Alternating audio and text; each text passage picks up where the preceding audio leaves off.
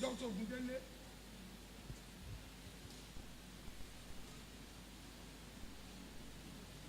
And what to see, I didn't. Thank you for your patience. Now we start the program by reading the citation of Professor Anthony Okoh, who is the presenter of this plenary session. Good afternoon, Professor Anthony Okoh. From Nigeria, we say good afternoon. Thank you for joining us online for this plenary session. Professor Anthony Okoh holds a BSc, MSc, and a PhD degrees in microbiology, and 11 other diplomas and certificates in various specializations in biotechnology and molecular biology from reputable institutions in Germany, Mexico, United States of America, Japan, Hungary, South Africa, Italy, and India.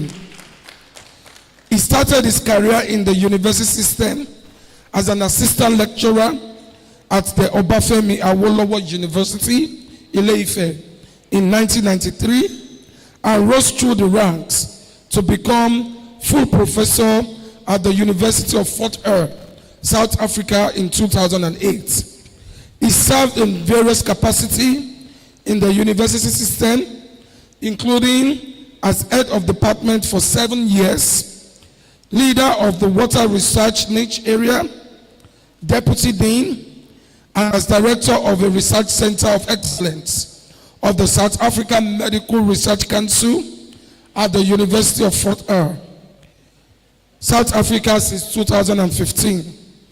His research interests falls within the aegis of applied and environmental microbiology, with extended interest in water and wastewater quality and genomics, reservoirs of antimicrobial resistance, emerging microbial and chemical pollutants, and bioactive compounds.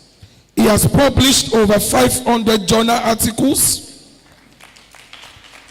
and graduated 60 PhD and 77 master's degree students. He is a recipient of the UFH Vice Chancellor Emerging Researcher Award, the Vice Chancellor Senior Researcher Medal, Achievers Award of the Biotechnology Society of Nigeria, and the Gold Scientific Achievement Award of the South African Medical Research Council.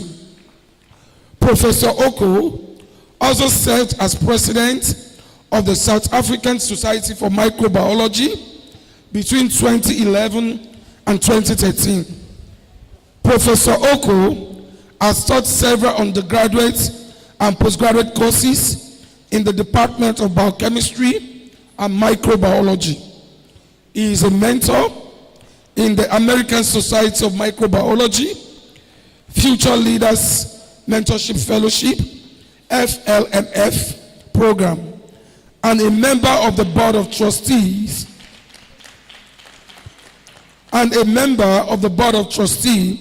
of the Biotechnology Society of Nigeria. Professor Okoh has a huge international recognition in the recent World Scientist and University Ranking 2025 in the discipline of microbiology. Professor Okoh was ranked #1 at the University of Fort Hare, #2 in South Africa and Africa, and 125th position globally. This further bears testimony to the quality and the impact of his research. He is a member of the Academic Science of South Africa, Fellow of the Water Institute of Southern Africa, Fellow of the Biotechnological Society of Nigeria, Life Member and Fellow of the Nigerian Society for Microbiology. He is also a Fellow of the African Academy of Sciences, Fellow of the Royal Society of Biology, and Fellow of the World Academy of Science. To his cap, also, he has a current H index of 83 and citation that is over an awesome 30,000 citations. I present to you our plenary section speaker, Professor Anthony Okoh from Fort Hare University, South Africa. Thank you.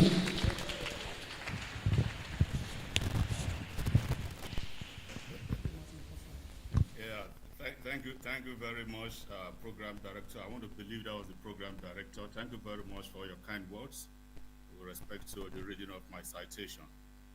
And let me take this opportunity to thank the organizers of this conference for finding it worthy to invite me to give this lead paper.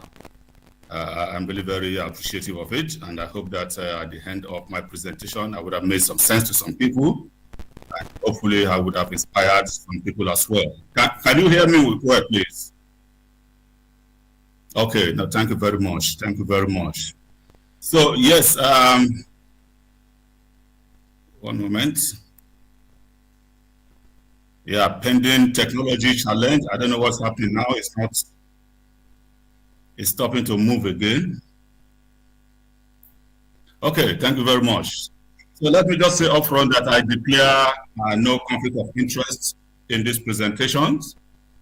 And I want to send or extend fraternal greetings from the University of Fort Hare, fraternal greetings from the Vice Chancellor of our great university, Professor Sakule Butlungu, and members of his executive management team for the excellent work that they are doing in driving the affairs of this great university. Just a quick one as introduction, just to let you know, for some of you who perhaps do not know, or is probably hearing of this university for the first time. The University of Fort Hare, the first black university in South Africa, we are indeed more than 100 years old, and this is one university that is proud to have produced 6 presidents of sovereign countries. I think that we have that record. Maybe we'll perhaps share it with Yale in the United States, university that has produced 6 sovereign presidents of sovereign states. We are located in the Eastern Cape province, and we have 3 campuses. One in Alice, which is the mother campus, and we have another campus in East London, and we have another campus in Bishop. Now, my center, which is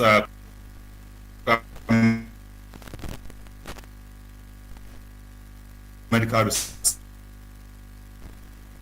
campus, ours is of research ex of the South African Medical Research Council, but it's located here at the University of Fort Hare. So, seasonal greetings from the university, greetings from my group, from my center, and the entire members of this great university. And I also I'm really delighted to be invited to give this presentation. It just occurred to me, just 2 days ago, that Professor Inuye is your Vice Chancellor. Is she there? Does she know that I'm presenting here today?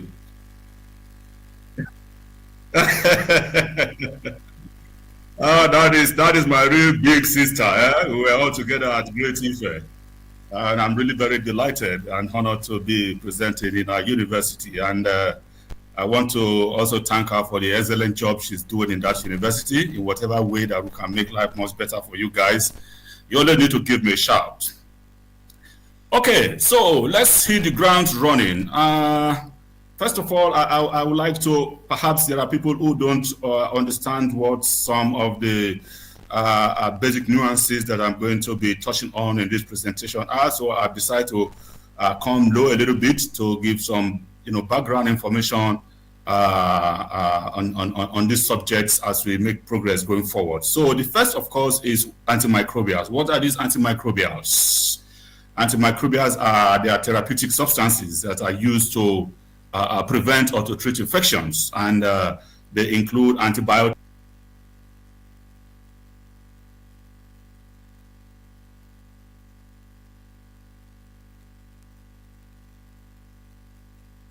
virals, on the other hand, are medicines that are used to prevent and treat bacterial infection. And most clinically relevant classes of antibiotics that we know today are actually derived from natural products. So we have organisms like the actinomyces, other bacteria and fungi that are produced quite a lot of antimicrobial antibiotics. And of course, we know that the antimycetes produce by far the most antibiotics that we know today.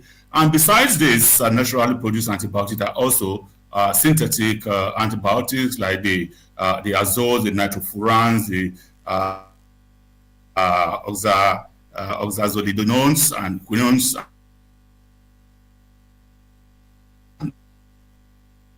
Antibiotic. Back to the kind of historical perspective, how did it all start?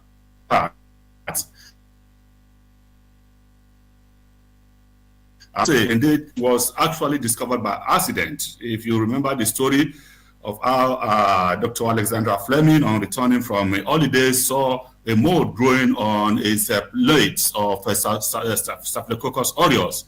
So indeed, this was more of, it wasn't an experiment that he probably put together. It was a child of serendipity, as they say.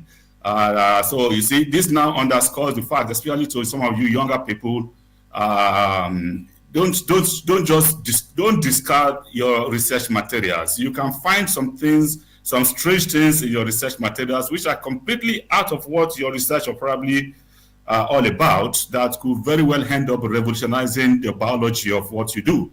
So let's try to be, it teaches us to be very, very observant of phenomena that are happening in our research.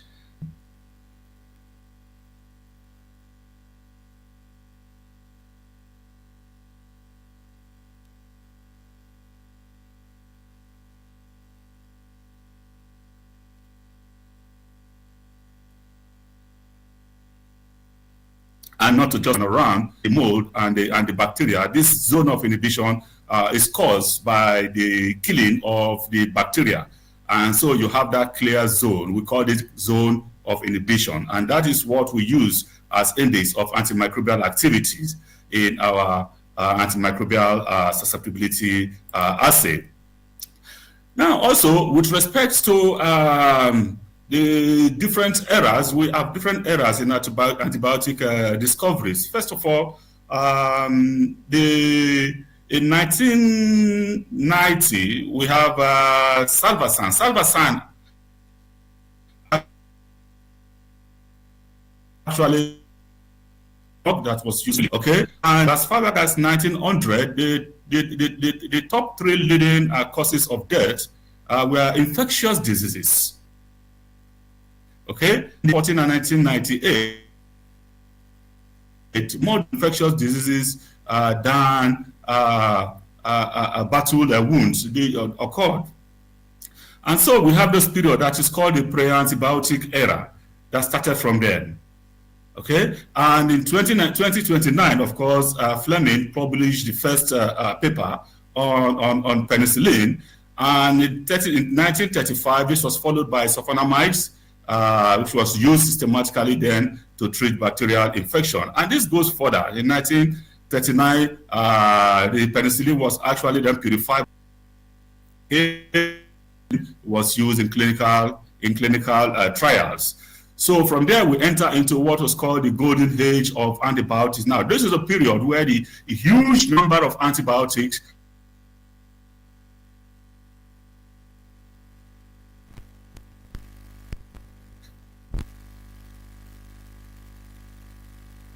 kind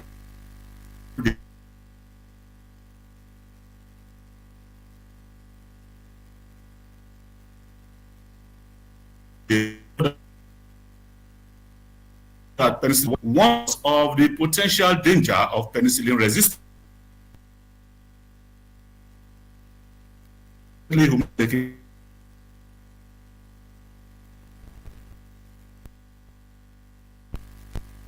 Very seriously, pandemic was declared a global pandemic. Also, between 1950 and 1970, we have over 20 new antibiotic classes that were discovered. You see, because of the huge number of antibiotics that were discovered that period. That's why it is called the golden age of antibiotics. And from the golden age of antibiotics, we migrated into what we call the Me Too drugs era. Now, what is the Me Too drugs era? This is just an era where we started to manipulate the structure of existing antibiotics to increase the potency of the antibiotics. Not a new discovery, just mimicking and manipulating the structures, so that to give it some additional advantages. Hence, we have antibiotics like methicillins. Okay, so methicillin in 1959 was used to treat penicillin-resistant staphylococcus. Okay, unfortunately, a year or 2 years later, in 1961, methicillin-resistant staphylococcus was documented globally. Okay, it was documented globally, and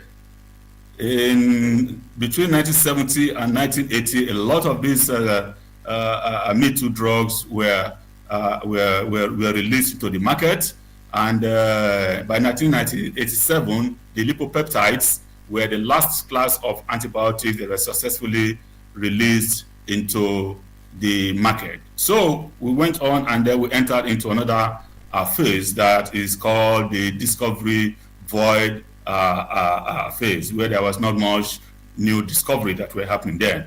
But suffice to just say that even in 2001, WHO declared antimicrobial resistance a global public health concern.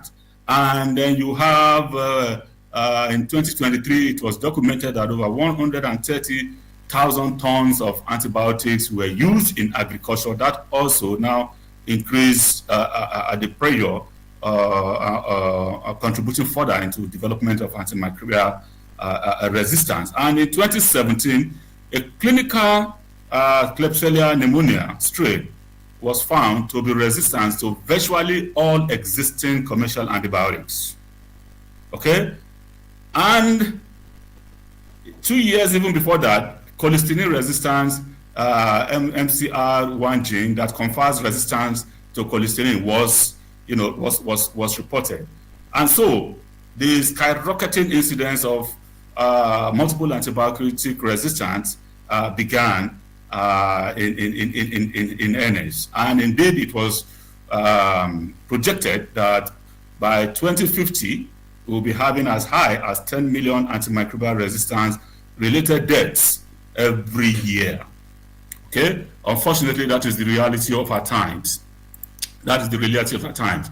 So you want to ask yourself, how come? What is going on? Why is this becoming such a huge challenge and moving at such a fast pace? Well, it is nothing but the survival mechanisms by the pathogens that we all Russian elder scatter to knock off. And some of you who are familiar with Chinua Achebe's Things Fall Apart, Eneke the bird was quoted to have said that since men have learned to shoot without passion, without missing, he has also learned to do what? To fly without passion. So while we are putting together all our arsenals to knock off the bugs, they are also developing all manner of mechanisms to frustrate our efforts. So therefore, what is antimicrobial resistance? Antibiotic resistance is when a bacteria can survive or grow despite the use of an antibiotic that was previously able to counter them, to eliminate them, to destroy them, according to the CDC.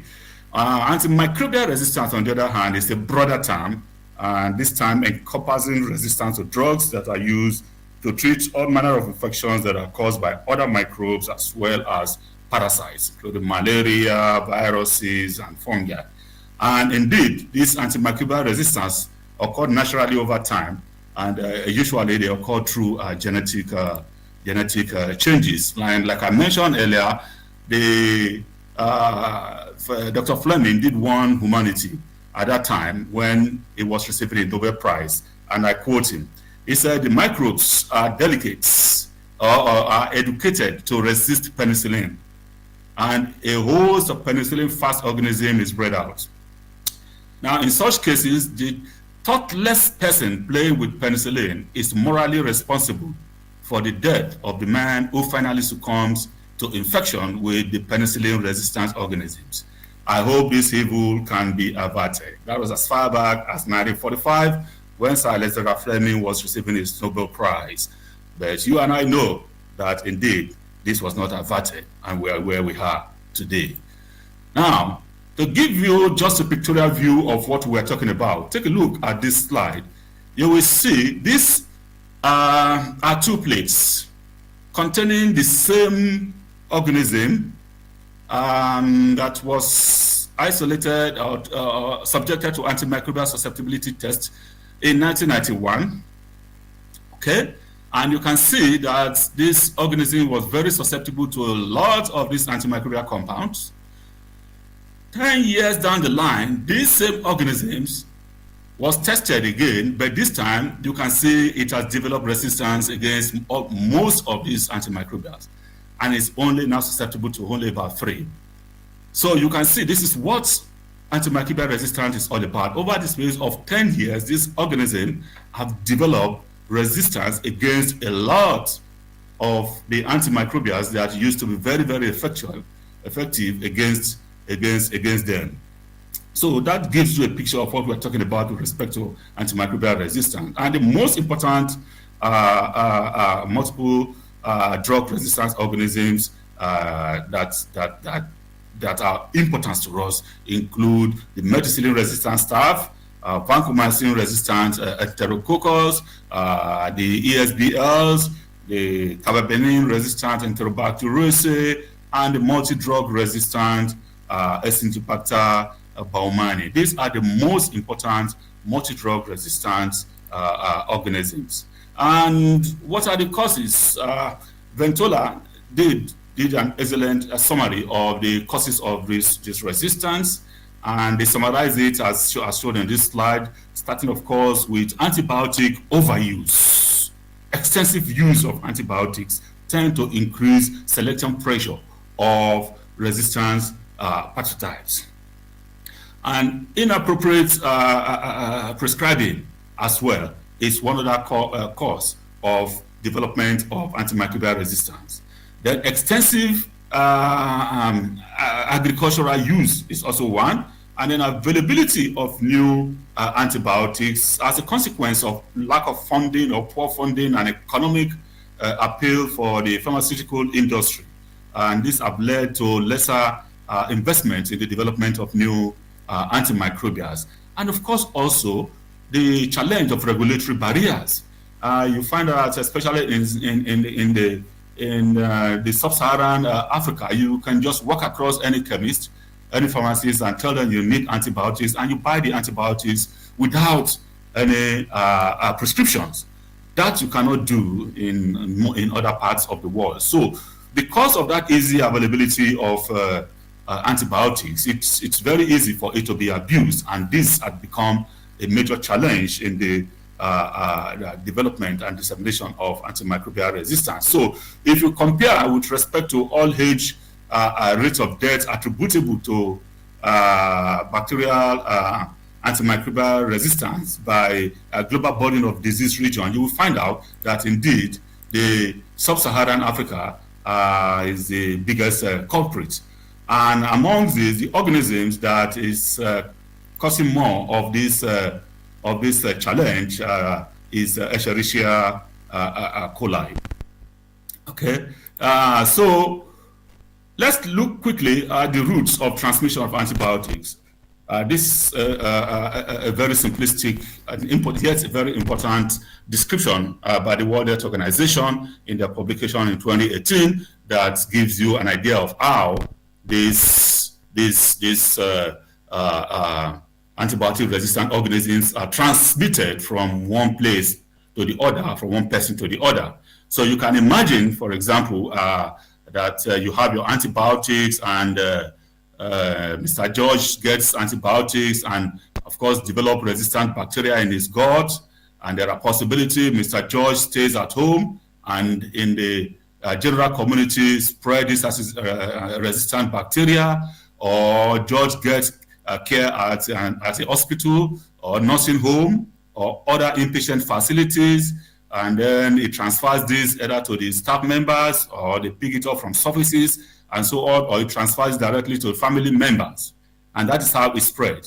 It can also spread through animals. Okay, animals are treated with antibiotics, and the selection pressure of antibiotic-resistant bugs manifest in the guts of the animals, and the drug-resistant bacteria can remain on meat from animals, and when not handled properly or cooked properly, it is consumed by a man, and the process of transmission continues. Another way, of course, is that the animals defecates or fertilizer or water that are containing animal feces and drug-resistant bacteria are used in irrigation or to water vegetables and so on. And of course, these vegetables and farm produce that are carrying this resistant bacteria are eventually consumed by man, and the whole cycle continues. So this is this is an excellent description of how the antibiotic-resistant bug move from one person or from one source to another. Now, therefore, let us go further to now look at the role of the aquatic environment, in this important challenge. Indeed, the role of aquatic environment as reservoirs of antimicrobial resistance determinants. Now, this is what our planet looks like from outer space, and you know that the surface of our planet is composed of water. In fact, water constitutes about 70% of the surface of our planet. Okay. Now, this 70%, 97% of the water is seawater. Okay, and 2% is frozen. So this seawater and frozen water are therefore not readily available for our use. So the water is there, the oceans, the seas, they are there, but you just cannot. If you know what seawater is high concentration of salt. Okay, and it's not convenient for drinking or for domestic purpose. Of course, to make it potable, you have to remove the salts, and the process of desalination and other processes to remove the salts. But these are very, very, very very, very expensive venture. Only very wealthy countries like the Middle East. I know, for example, that the United Arab Emirates, the bulk of their water is from desalination efforts. Okay, so you can do that, but that's very expensive. So the remaining 1% of the water resource on our planet's surface is actually fresh water. But if we are careful, that 1% is more than enough for humanity. Okay, so that's what you and I have to rely on for our drinking and other basic domestic and agricultural uses. Unfortunately, the qualities of these freshwater resources, our rivers, our underground waters, and so on, they have become a global challenge, especially in developing countries. And this is exaggerated by the climate crisis, which is beginning to worsen this threat. Hence, you have a situation of water pollution, which is very common in sub-Saharan Africa, pollution with all manner of nasty materials, chemicals, and other foreign substances, which are detrimental to human, plant, and animal health. And you have some of these pollutions, of course, coming from non-point sources as well as point sources. Non-point sources, which are where you have contaminants that enter water body that cannot be traced to a specific source, location, and offender. And it can also be from point sources such as the drainage pipes, industrial and hospital wastewaters, and agricultural waste discharges and runoffs, including, of course, fertilizers and pesticides. And also the wastewater treatment facilities. Yes, this has become a real challenge, a big problem, and a big source or reservoirs of antimicrobial resistance determinants in the environment. Now, for those of you who are familiar with how the wastewater treatment works, especially municipal wastewater treatment works, this is just an illustration to show you the different stages of wastewater treatment. How you have, of course, the primary stage, primary treatment stage, followed by the secondary treatment stage, and then followed by the disinfection and release stage. Now, if all things being equal and these municipal wastewater treatment facilities is working efficiently, you will expect that by the time the wastewater has come through the treatment chain and it is now getting to the point where it is discharged. And let me say that the wastewater treatment facilities are designed to treat the waste to such a level that the effluent meets certain regulatory standards for it to be discharged into the environment, such that it will not harm the receiving water body. That final product can also be used as raw material in potable water drinking plants. So this system, if it works very well, we expect that the final effluents which comes out after the disinfection should not contain or should meet a certain standard that makes it unharmful to the receiving water body. But unfortunately, and from our studies, not only from my lab, but in different parts of the world, we have seen that many wastewater treatment plants do not produce final effluents of acceptable quality, and they end up discharging this wastewater effluent that are contaminated, heavily polluted into the receiving water body, and that has serious implications downstream that wastewater treatment plant. And so you have situation of eutrophication for people who using the water downstream. You have people contracting all manner of illnesses and all that. So indeed, the wastewater treatment facilities have been well recognized as a reservoirs of antibiotic resistant determinants. And you will see more as we go along in this presentation. The disinfection, chlorine disinfection have been known, which is a very important aspect of wastewater treatment or water treatment, have been known to promote antimicrobial resistance. Okay, and I will give you this, for example, is just to give you an idea of what that relationship between chlorination or chlorine disinfection and microbial loads or microbial resistance to the chlorine disinfection. This is one of our study, which was actually, this study was again a shade of serendipity, I must tell you, because that was not what we were looking at, but it was when we were analyzing our data that we found this important observation that then changed the focus of our research. And you can see on this side, for example, where it's a graph of the chlorine residual concentration over several months. Okay, and you can see that the highest chlorine residual here is 1.5 milligrams per liter. Now, for the recommended chlorine residual for water is between 0.2, usually 0.25, okay, or to a maximum of 0.5. And at that concentration, it is expected that it will knock off all microbial pathogens in the water, and it will need to be safe for use. But now, look at this. In that same sample, we observe Vibrio bacteria count in the region of about 10 raised to the power 5 CFU per mil. Now, that is crisis.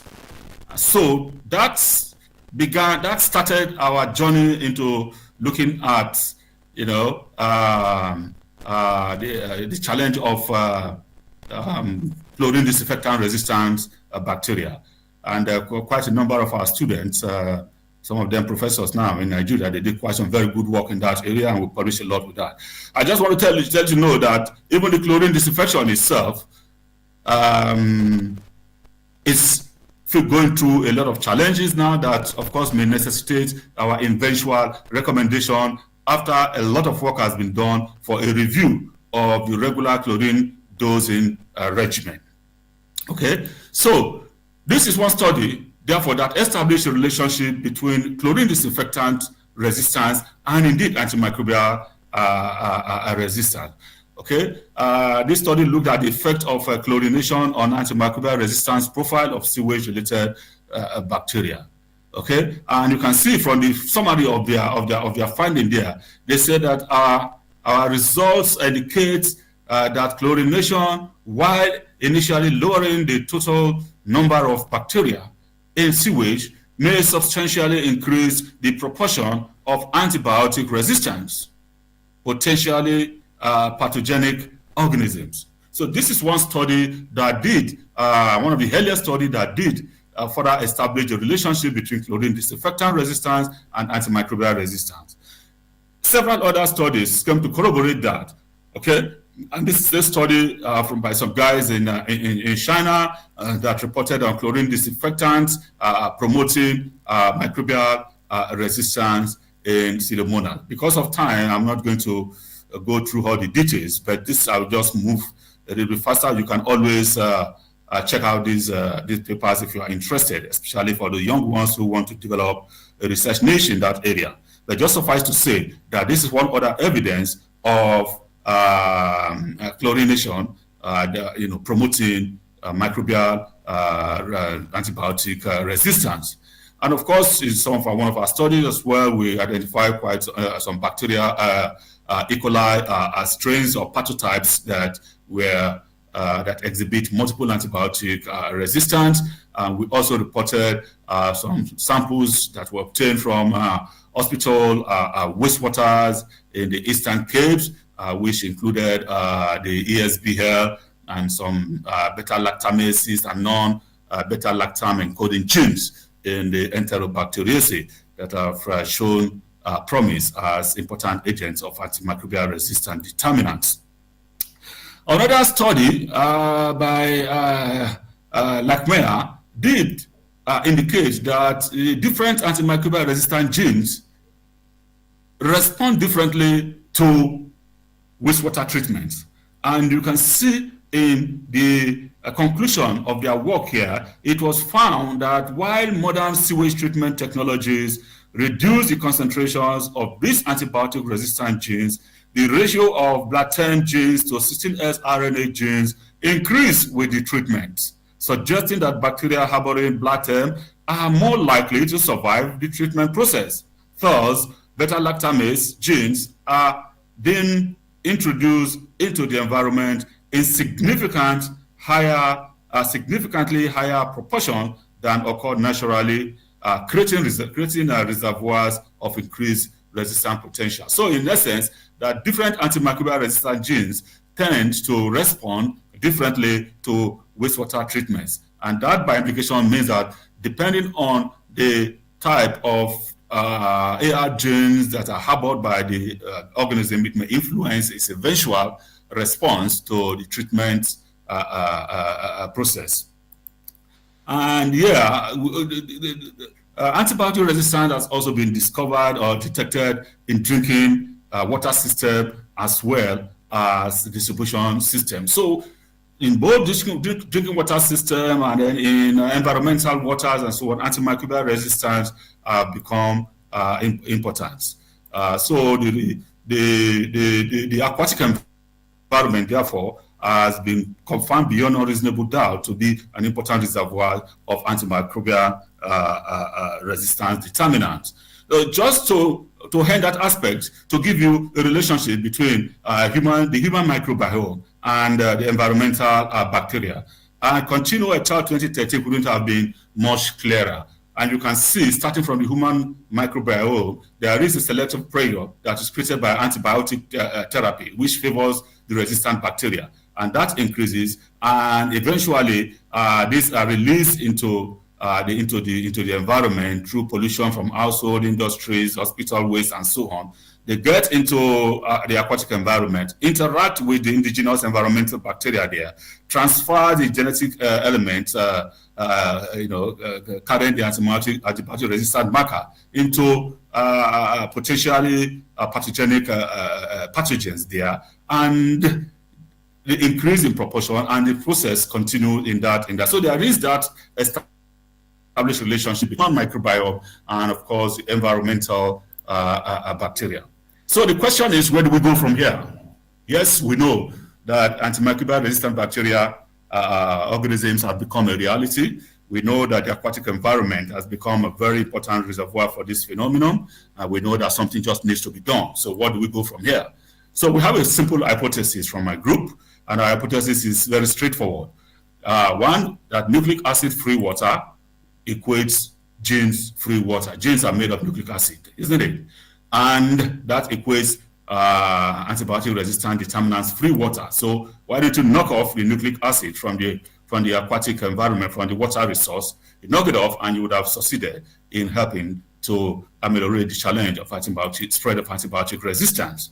So in pursuing our, and going to our journeys onto trying to look for materials, novel materials, and especially nanoparticles that could be used for the removal of antimicrobial resistant determinants from aquatic or aqueous environments, we started by putting together a very powerful review, generally on the use of on nanoparticles, sufficient absorbent for the removal of heavy metal in wastewater.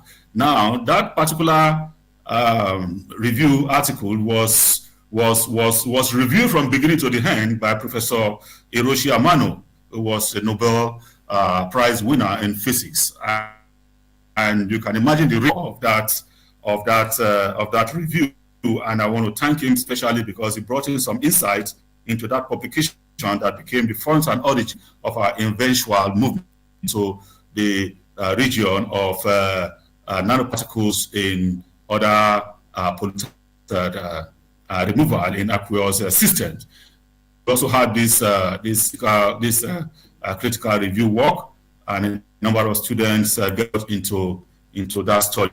I'm going to go into detail because of time. Hopefully, someday we'll have come and talk specifically on some of these issues in details. But just suffice to say that this is one of our studies in this regard that was published in Chemical Engineering Journal. It's on the synthesis of cerium oxide for the management of free DNA harboring antibiotic-resistant genes from tap water.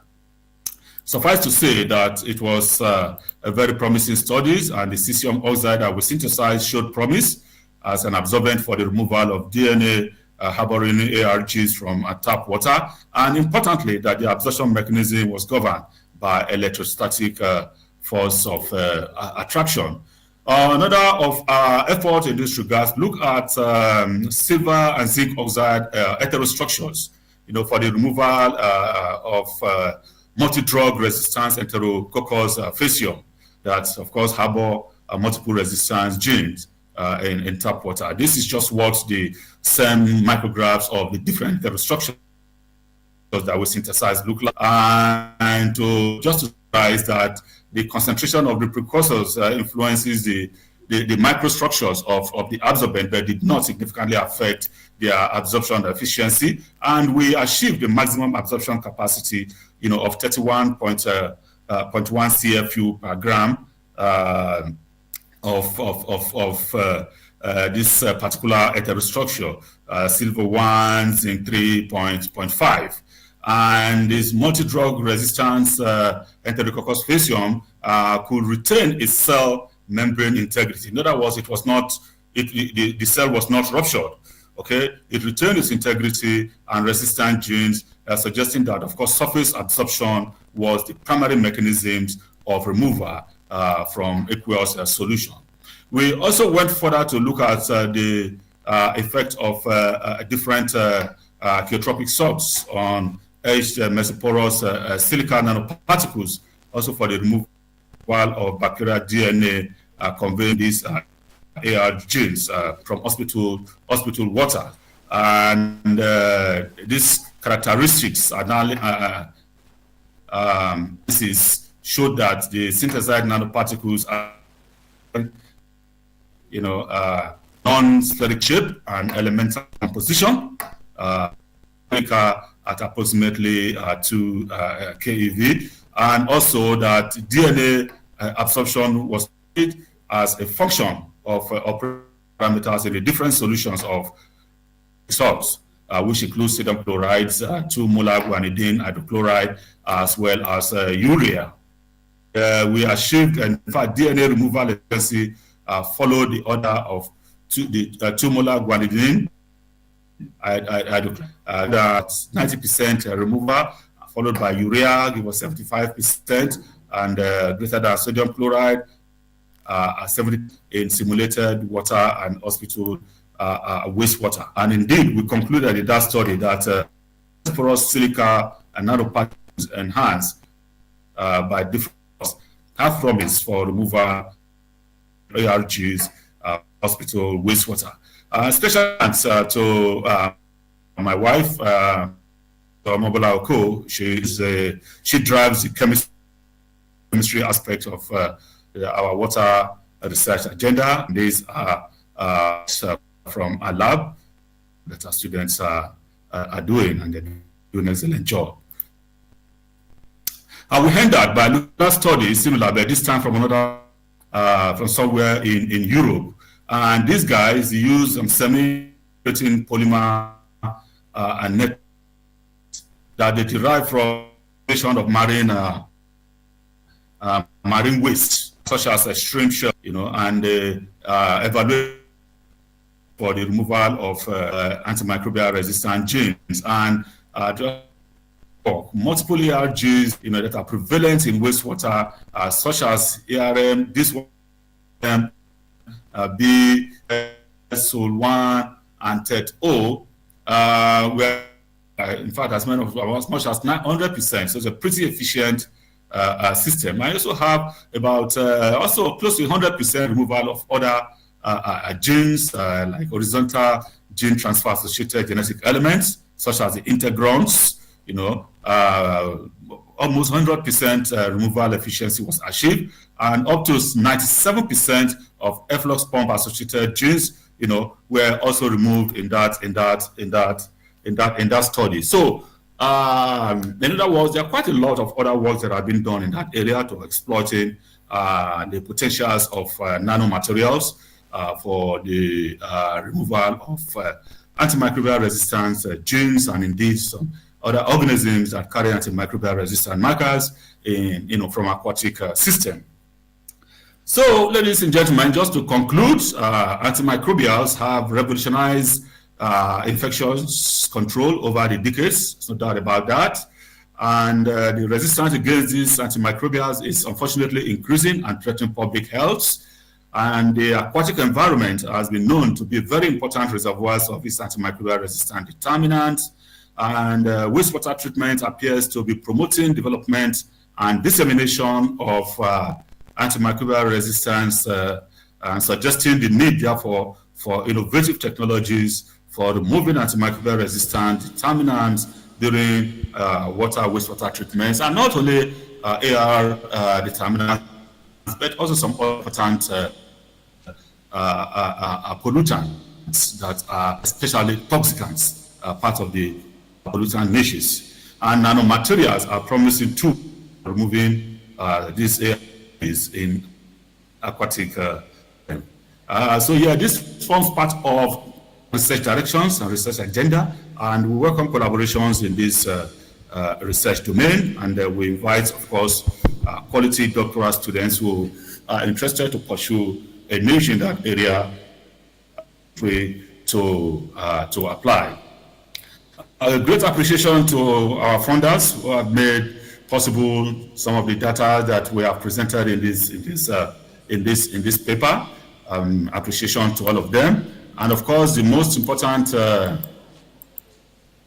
What is happening? Okay, and of course,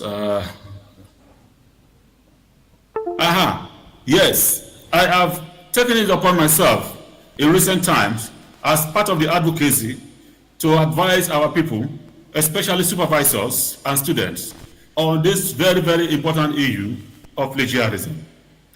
Okay? I've taken that upon myself because this is becoming just matter, and I want to advise supervisors here in part to be very, very wary of these plagiarism issues and other unethical practices. Okay? And please, when you ask your students to carry out the Turnitin scan of their papers, of their thesis, of their manuscript before they submit it, please insist on seeing the reports of that plagiarism that they say they carry out. Don't take their words for it. Never take the words of students for it. Insist on seeing the report of that plagiarism scan and keep it for your records. It is very, very important. I'm an advocate of this now, and I urge all of you also to join in advocating this so that the awareness will increase. Having said that, I want to thank all of you for listening, and thank you for your attention, and I thank the organizers again for the opportunity to come and deliver this paper. Thank you very much. Thank you, Professor Okoh. Another round of applause for Professor Okoh from Fort Hare University, South Africa. Before I allow comments, Prof, you have already spoken my mind. How can we establish a collaboration for our good and excellent that have vision of coming for postgraduate studies? I hope the college can work with you to facilitate this so that our graduates here can easily go on to enjoy this opportunity. Thank you. If you have questions and comments for Professor Okoh, please kindly signify. Camera, please. I must admit that I am struggling to hear your voice. I'm struggling to hear you. It's very, very blurred. Okay, Prof. Can you hear me now? I don't know. Yeah. I think it's a technical issue. I can hear you. But yeah. I just want to warn that I'm struggling to hear. Any comments? Technical issue. Prof, can you hear me now? It's technical issue. Any question and comments? I am happy to take your questions, or if also people please, if you have questions in the HOD biology number 1, number 2, number 3. Any other comments? HOD biology, Dr. Ojo, please.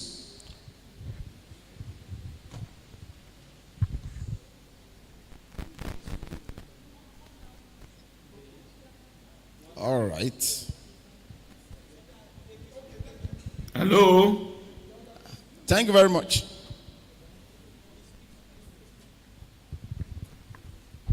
Prof, can you hear us? Is it in any way possible that the questions could be typed on the chat? No, we want to say it. If you can type it on the chat panel, I can read it and then respond, because I am not. Your voice is really very difficult to hear. Yes, I can hear you. I can hear you. Yes. I can hear you very well. Less than 10% of people in the developing world have access to limited water coverage.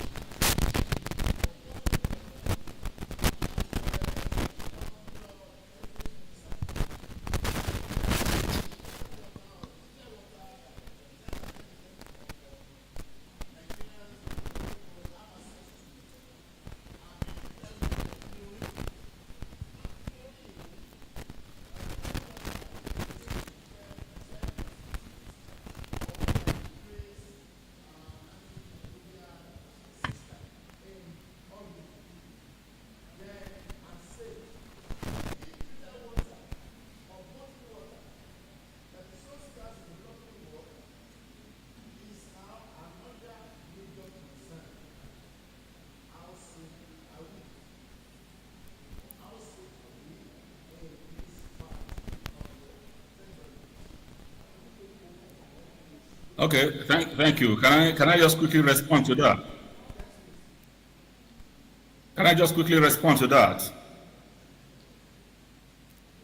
Okay. Yes. First of all, yes, you are right. In the developing countries, and unfortunately in the sub-Saharan Africa, access to potable water, it's very, very poor. Very, very poor. Of course, we know, most especially in Nigeria, for example, we know that that is a big challenge. When some of us were growing up, we drank water that comes directly from the tap. And when I say from the tap, I mean the tap that is connected to the water works of the public water works, not tap that is connected to our boreholes and all that. So now every big person there, every big man there, the first thing that you think of is digging a borehole, and boreholes here and there to take care of your own personal thing. So there is that spirit of community. Communal spirit is absolutely not there. We are all very selfish bunch of human beings. Selfish bunch of human beings. We have lost our sense of community, you know, and unfortunately, all of us have to take the responsibility and blame for that, because these same people keep coming around to seek your votes and you keep voting them in. There's nobody who wants to stand up to say, let us do something for the community and not just you, okay? And there is no reason why at this point in time in the life of our country, Nigeria, we should, you know, children we should not be supplying public works, you know, produce drinking water. So that is one. So it is left for the people to make the politicians, you know, accountable. That's part of the social contract and responsibility of government to produce, you know, potable drinking water. In fact, it is a defined human right established by the United Nations. So that is that. Now, yes, there are several ways of which you can disinfect water. Chlorination is just one of it. Okay? There is also disinfection using radiation. There is UV radiation. There is ozonation. Okay? So all those ones are there. But chlorination is the cheapest and has been the most cost-effective and efficient way. Okay? Now, you will notice that I have not said that we must stop the use of chlorine disinfectant. I have not said that, because there's a lot of work that still needs to be done before that kind of proposal is tabled. Before that kind of proposal go through all the necessary discussions at the International Water Association and so on, and they have to do what is called a appropriate risk assessment before such things can be eventually done. But let me advise that when you are treating your water with chlorine disinfectant, it is important that you ensure that that water that you are treating has an NTU as close as possible to 0. In other words, it must not have an NTU that is close to 1. As much as possible, it must be less than 0.5 or even 0. Because if it is more than NTU 1, then it means that you have some organic matters in your water. And when that happens, rather than your chlorine knocking off, interacting with the organisms in that water, the chlorine will rather be interacting with the organic matter, and then it will form trihalomethanes and all those kind of associated compounds, which are toxic in itself. And when it reacts with such compounds, it makes the chlorine far less chlorine are available to inactivate your organism. And so you find a situation in which you have adequately treated your water, but you still find the organism surviving. It is important for me to flag that.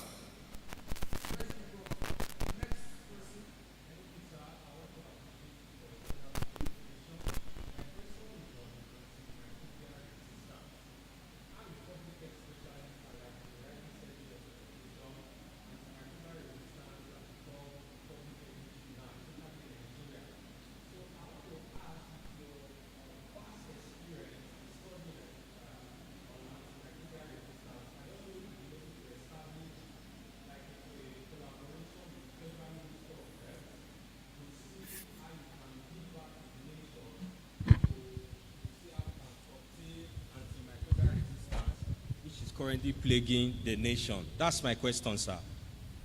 Okay, thank you very much. First of all, I don't think that I have to establish any collaboration with the health department to give back. I'm just trying to be very modest here. I'm not trying to blow my horns, but I would be surprised if there is anyone who have made as much contribution that I have to the Nigerian education system in respect to capacity development and all.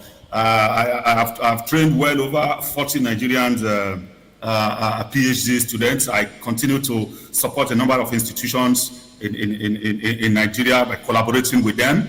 My laboratory here is a well thought out laboratory for a lot of our people who come here for a short time. Sandwich program, 6 months, 1 year to use my facilities here in our lab to do their PhD work or other level of studies and return and defend, and many of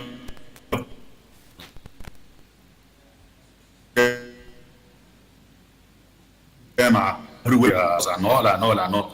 So yes, I'll be very delighted, of course, to link up with the Ministry of Health if they are interested. My profile is everywhere, so it is easy to contact us in whatever way that we can assist. We will do that. I'm a member of the board of trustees of several universities.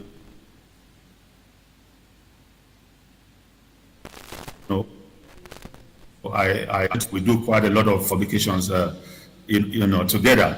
So yes, if you are trying to find out if you can collaborate with me, which I suspect that you are trying to cornily find out, yes, I'm very open to collaborate with you. Just send me a mail and we can start the discussions going forward.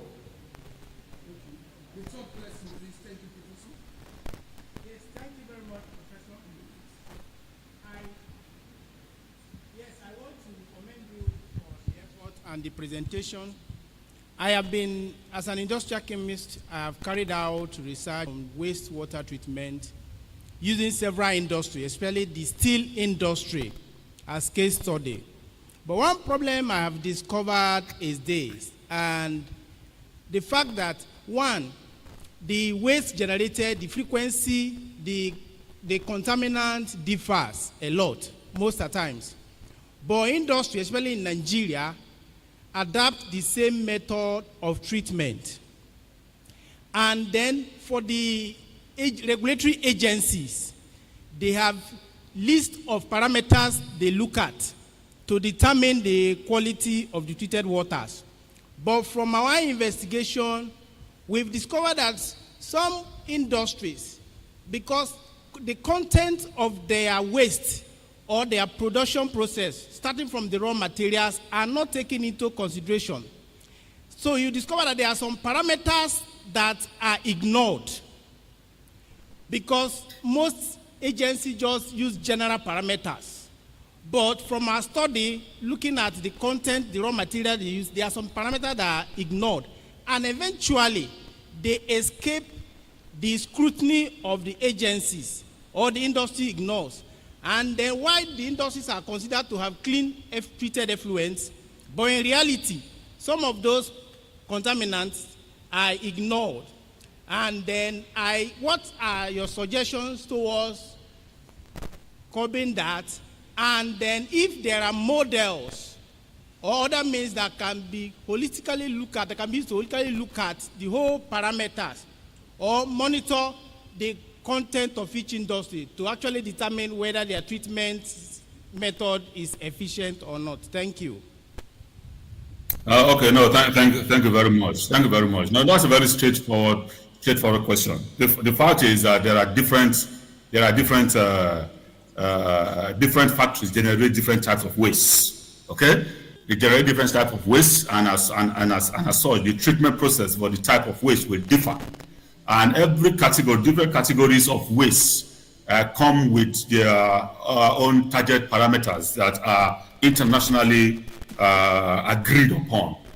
The target parameters, as well as the actual parameters, as well as their limits that the final effluent or treated effluent must attain before it can be used for different purposes, either before it is discharged to the environment, or before it is used for irrigation or used for any kind of purpose. So the important thing is that particular type of industries, produce different types of waste, and different types of waste have certain parameters, different parameters that are internationally recognized and agreed upon, adapted, and the Nigerian system also must keep, and I believe that they do key into that internationally agreed upon parameters, which they must, they must meet with respect to their treatment systems and outputs. Okay, so yeah, it's left for the appropriate regulatory body to be able to be sure that indeed such limits that are set are met by the industries. Whether we are doing that well is a different ballgame. I cannot say. I'm not part of that. But the point remains that there is need for stringent measures to be taken against people who are polluting, against industries who are polluting our environments, be it our aquatic environment, be it our terrestrial environment. There has to be consequences, all right? So we can talk here, but if the regulatory agencies are left, to do their things shoddily without, the appropriate consequence management, then we'll continue to suffer it. But just to answer your questions, and I'm happy that you've agreed that different industries end up with different types of waste, and different types of waste have different ways to treat them, okay? And they also come with established regulatory monitoring parameters for each of them, and those parameters have to be adhered to the letter. Thank you, sir. The last comment to be made is by the chairman of the local organizing committee, in person of Dr. O.S. Lesami, for appreciation for this plenary session. Thank you, Prof. Thank you, Prof. First and foremost, let me appreciate you, sir, for the time. I know how much I've disturbed you, sending message day and night. And what really impressed me is that immediately you see my message, you find time to respond. I've been on your neck for the past more than 5 months now, talking together with this conference. I really want to appreciate your time and your efforts. And I must confess that we have had a very fascinating, a very fantastic plenary session. Your thought-provoking lecture, we are going to continue from there, working on each of the key points that you have itemized. At the same time, I also want to convey the appreciation of the management, especially the Vice Chancellor of Chivas University, Professor Molola Irioye. She really longed to welcome you to because I informed her that please greet us specially for me. I will do that, sir. If not for another official impromptu official assignment, she would have been here with us listening to you, but I will convey the message to her. I can assure you that. And in addition to that, even our proprietor, the pro-chancellor of the university, would have also longed to have you here. But anytime you still find your way to Nigeria, we would like to host you in Chivas University to further extend the collaboration.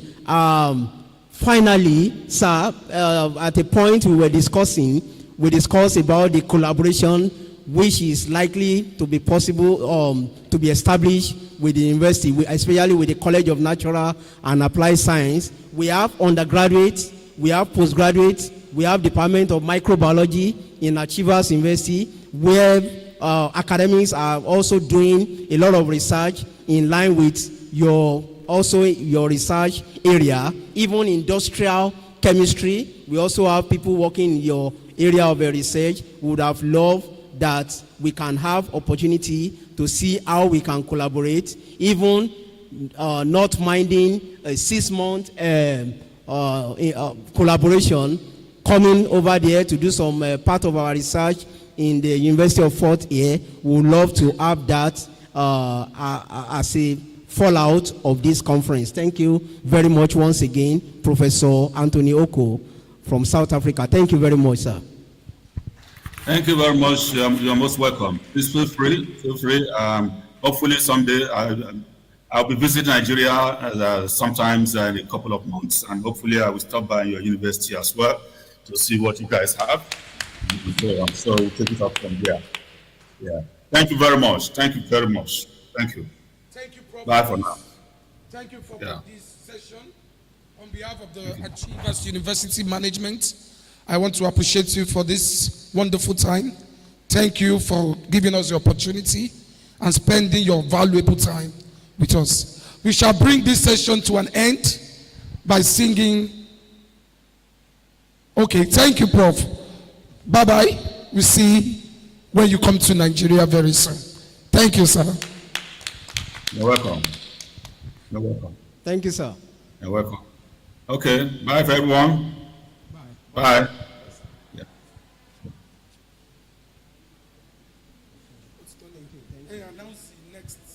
Okay, we can proceed to the lunch quickly, and then we just have 30 minutes for our lunch so that we can fall back to the technical session.